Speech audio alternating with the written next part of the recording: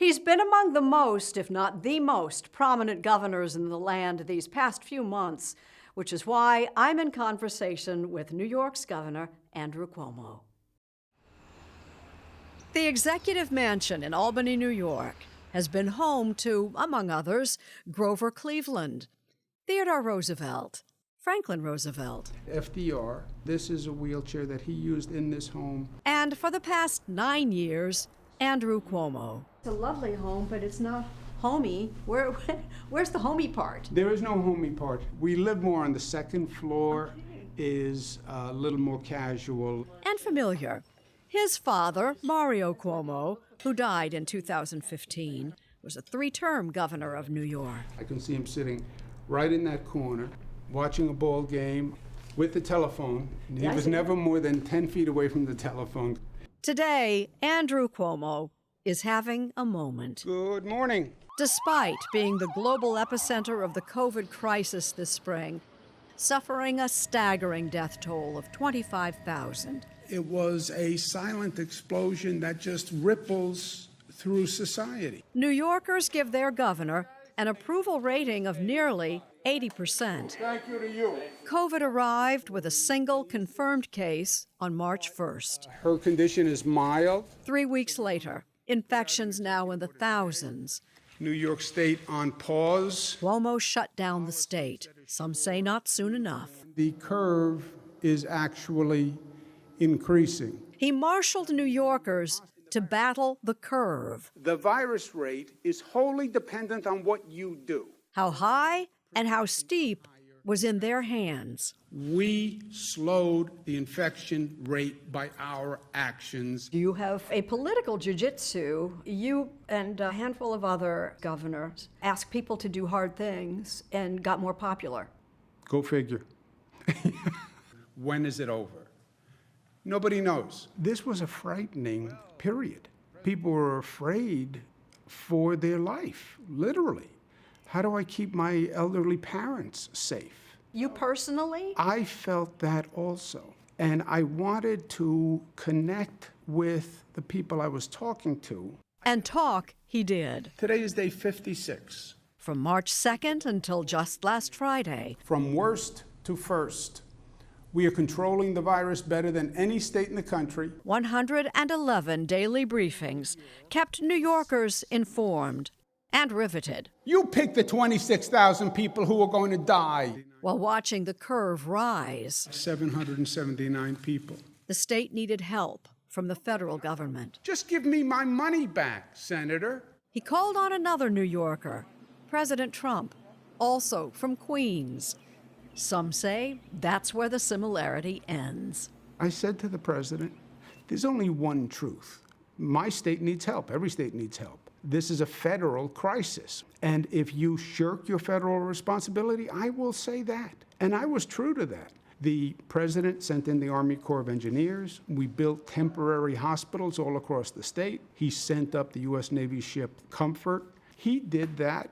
But in Cuomo's view, President Trump could have and should have done more. I know he appreciates it. He just can't quite get the words out, but that's okay. This was a national crisis. The federal government should step in aggressively and own it. In my state, I owned the situation. For better or worse? For better or worse. There was always a schizophrenia from the federal government. They would help when pushed to help. There were voices that always wanted to minimize it. This is just the flu. It's going to pass. Because, you know, this virus is going to disappear.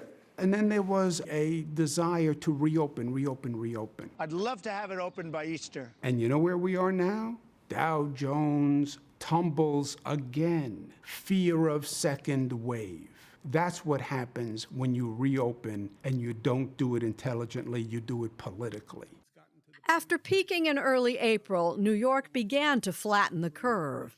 And in May, it started to bend. New Yorkers grabbed that projection curve with two hands and pulled it down. By June, the state reported the lowest infection rate in the nation. We've been on the decrease for the past 60 days. But at such great cost. Is it a wonder that people are weary and eager to move on? Despite COVID cases rising in more than 20 states, the president Some crowd out there, right? is in campaign mode, holding rallies and declining to wear a mask. I would wear one if I thought it was important. Masks became about ideology. Yes, and that was a mistake. Who made that mistake? Was it the president? The history books are going to have to decide. How will history record you answered that question? I'll answer for my actions, and then history will decide. History turns on times like these.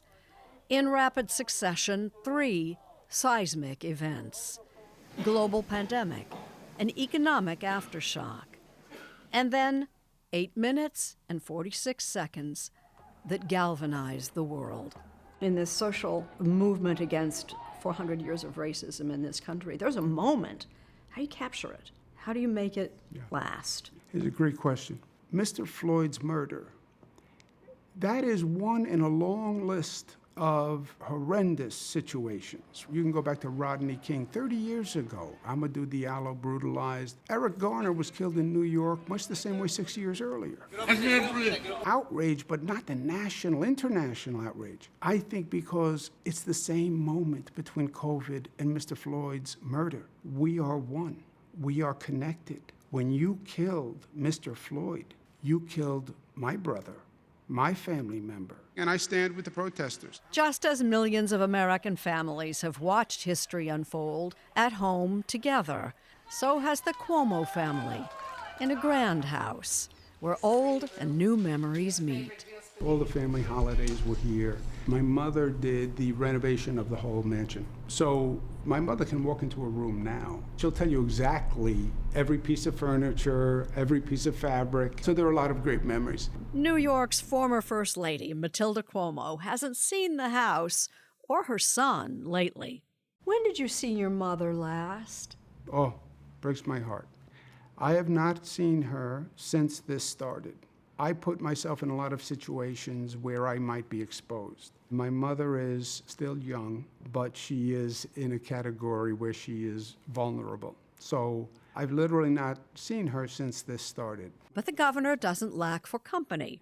The COVID lockdown brought his 3 daughters home. This is a gift. This will never happen again. Every second I get, I spend time with them. And Yes. the boyfriend was?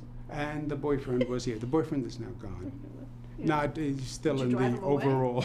Cuomo was married for 15 years to Carrie Kennedy, the daughter of Robert F. Kennedy, and until last year was in a long relationship with author and TV chef Sandra Lee. But he's unattached now. You are a bachelor.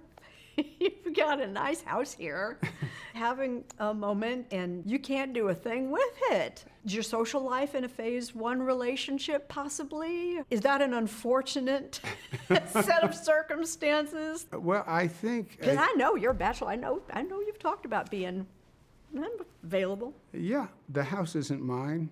Sort of like a rental.